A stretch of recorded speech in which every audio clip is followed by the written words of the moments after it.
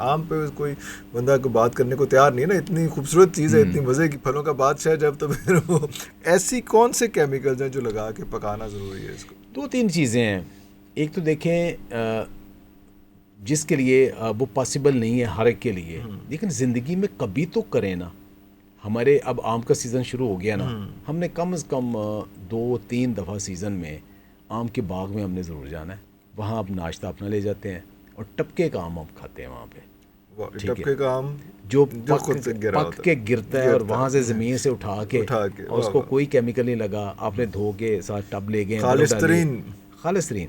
तो हर शहद के इर्द गिर्द कहीं ना कहीं आपको ज़रूर मिलेंगे। फैसलाबाद जैसे शहर में मेरे घर के बिल्कुल पास 60 एकड़ में आम का बाग मौजूद है। 60 एकड़? जी, मैं आ रहे हैं सर, मैं आ जी, रहे हैं। हम मैंगो फेस्टिवल करते हैं।